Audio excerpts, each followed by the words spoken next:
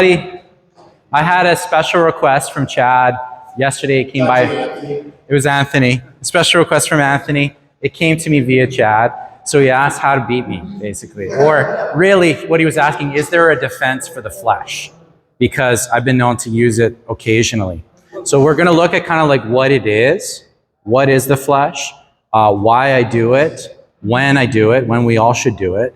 And that'll kind of explain everything that you need to know on how to defend against it. Because the best way to defend against something is usually to stop it from happening. So I want to teach you guys the opportunities that I look for, right? In doing it so you don't give them to me. Because it's usually somebody has given me something that I take advantage of. So does anybody know what a Flèche is? You do, you don't count. You know what it is. Anybody else? Yeah, you know for sure. All right, go ahead, Adrian. What's a Flèche? It's an explosive, almost falling forwards, fully extended, like full feet off the ground.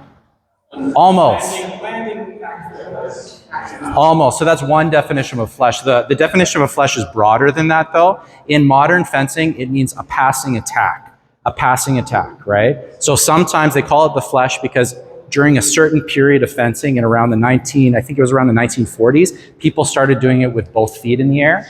It actually kind of fell back out of fashion, and now more so they teach it as a stable pass, and there's different variations of it. It's actually a really old technique. You'll find it in a lot of early fencing. The earliest one that I kind of see it in is anonymous bolognese, right? However, it's not a full pass. It's more of kind of a half pass and a half, 1.5 pass.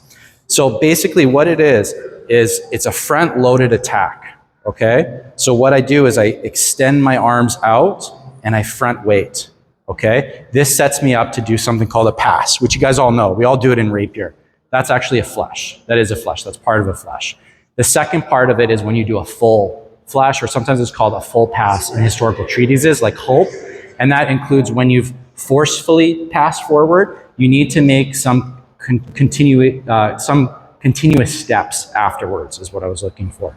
So that means if I do it slow, I've leaned my way forward, I've extended, that's enough, and that's still a modern Flèche. If I do it a little bit faster, I have to do a couple continuous steps, is the word I'm looking for, right? After that.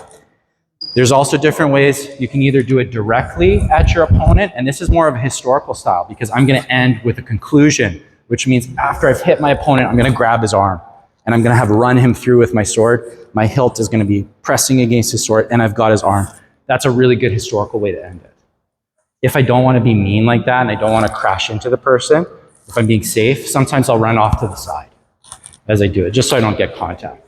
And that also helps maybe not press my sword so close to him because I'm not trying to run him through. So usually I'll do it off to the side. Sometimes I'll grab the arm. Okay? So let's just work on the mechanics of that. If we could all line up without a sword, maybe we'll start on this end, make a few lines. What we're going to do is we're going to extend the arm, lean forward, and then pass.